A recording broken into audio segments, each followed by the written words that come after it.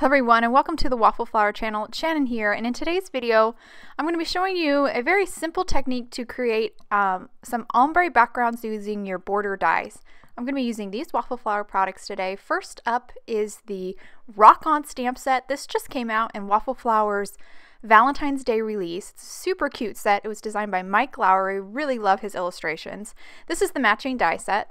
I'm going to be using these two border dies. This is the scenery die. I'm going to use that cloud-like one there, and then this is an older one. This one's called Chunky Chevron. I really like this one. It's like a classic, very useful die to have. I went ahead and cut some strips of contact paper. I'm going to create masks with these strips. The contact paper is very inexpensive. I got this roll at the 99-cent store, and it's very surprising how well it releases from your paper. So I have had no problems with this contact paper sticking to my my cardstock. So pretty amazing stuff. Really like using it for masks. I'm going to start with the scenery die here, and I'm going to kind of position it at the upper top of this strip of contact paper. I just want to give myself as much contact paper as the strip allows to kind of protect my card base. And I'm going to do the same thing here with the Chunky Chevron die. And I'm just going to use a little bit of painter's tape to kind of hold it in place once I've got it. I just want to make sure I get that whole that whole chevron on that contact paper when I cut it. Just use a little painter's tape to hold it in place and then run it through my die cutting machine. You can see how beautifully it cuts. It's amazing how well this contact paper cuts. And I'm just using my scissors here to just trim any of that excess or any portions where the contact paper was larger than the die. So these are my two masks that I'm using today to create two backgrounds for two cards. I'm going to start with this cloud-like one. I'm going to peel off the backing here on that contact paper, and then I am going to stick it down onto my card base. This is an A2 card base made out of white cardstock. I'm going to rotate my card base around here and do it horizontally. I'm going to kind of position this about 1.25 inches away from the top, so kind of like the upper third of the card. And I'm going to do some ink blending now that I've got it in place. Just a little press with my fingers and I've got that down. I'm using a Waffle Flower ink called You Said What. It's a nice yellow ink. I'm going to use an ink blending tool. I have a little scrap paper to the side here to just tap off any excess on my ink blending tool so I don't get any of those circle or harsh lines when I'm blending. And I'm going to do a very light layer of ink here. Very, very light. So you can barely see it yellow, but it is a little bit yellow here. That's the key. You want to make sure you progress with your colors very slowly. You don't want to get too heavy-handed right away from the get-go. So I did a very light first layer. Now I'm recentering this using the edge of my mask line here to kind of help me recenter that mask, and then I'm just sliding it up about 1/4 inch. You can kind of use the grid on your work surface if you have a work surface that's gridded to kind of help you. Really, truly, I'm just kind of eyeballing it here. It doesn't have to be absolutely perfect. So now I'm going to blend a little bit more of that You Said What on top, and this is going to make it a little bit darker. And basically this will kind of create an ombre. You can kind of see it here. That first layer is lighter, and then you see a little bit of that medium layer, and then I moved it up, the mask up another 1/4 inch, and I'm doing the third darkest layer here. So I'm really going heavy with this because this is where I'm going to stop. So I now have 3 layers of yellow, and it has a really nice ombre look. Very soft, very pretty. I'm going to repeat this process now for the lower third of the card. I just, again, 1.25 inches, I centered that first, the masking tape or the masking contact paper first, and then blended lightly, and now I'm on this second layer, so I'm doing a little bit medium blend. Just make sure you're not doing it too heavy until you get to the very end.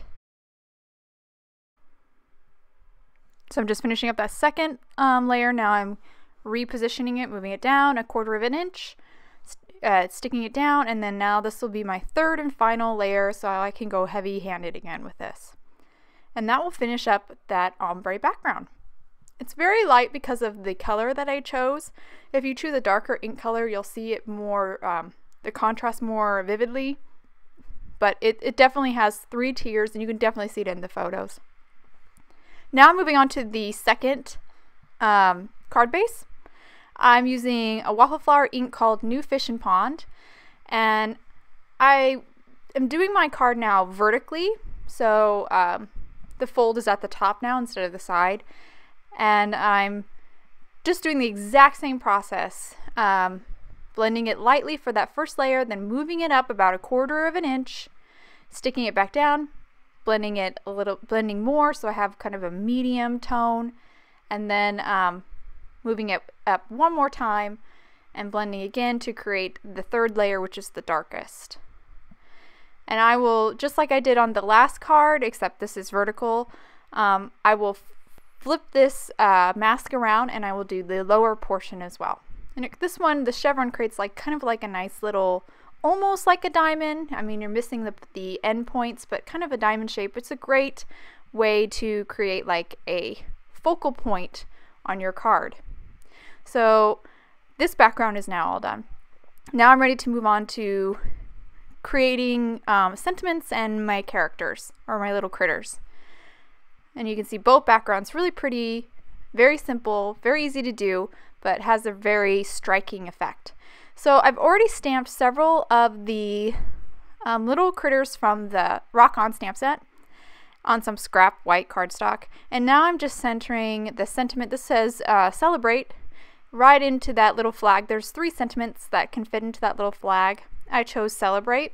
I'm just going to ink it up with the same ink that I used to stamp the critters, which is Memento Tuxedo Black, which is a alcohol marker friendly ink, because I will be using my Copics to color this once I'm done stamping. Now that all my stamping is done, I'm ready to color. I'm going to really focus on this one bug here and explain the process, because all the coloring is pretty much the same. I start with Y11, color the whole body and arms with this lighter yellow. Then I move on to a darker yellow, which is Y08. I color his bottom portion and where his arms meet his body, and then I go back and blend where the two colors meet with the lighter shade again, which was Y11. Now I'm moving on to the piano. I started with R11, but I actually didn't like it. I want more of a peachy red, and that was just too light. So I'm now moving on to R22, and I'm going to color the whole piano with R22. And then my darker shade will be R17. And I'll color all the portions where it would be in shadow or the light's not hitting it. I'm going to color all those portions with that R17, that darker shade. And then I'm going to go back and blend with R22, my lighter shade, to kind of blend that transition of the 2 colors. I'm going to use G00 for the wings, just a little bit of quick brush strokes on the wing. And then now I'm going to speed up the video here because the coloring is pretty much the same, and I will meet you guys back at the end.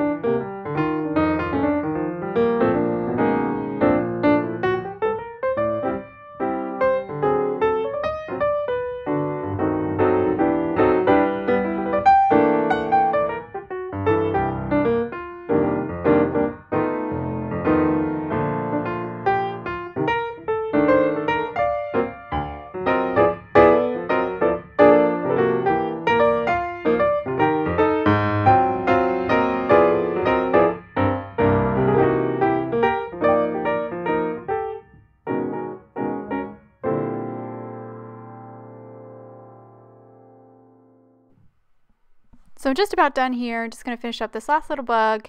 The only additional color that I did use, I'm going to use it right here on the trumpet, which is kind of a gray. It's C-3. Real quick coloring that in. And these are all the finished colored bugs. So now I'm going to cut them out with the matching dies, and I'm going to stamp my sentiment. Now this sentiment says "Rock, You Rock." It's also from the Rock On stamp set, And then I stamped some of the music notes from that stamp set as well, just using Memento Tuxedo Black here to stamp the sentiment and the notes. And now I'm kind of ready to put my cards together, because I've actually stamped my sentiment already for my first card when I stamped it on the little flag. So I've already added foam tape to the back of all the little bugs, and now I'm just going to peel off the backing real quick here, and I'm ready to start attaching them down to the card base.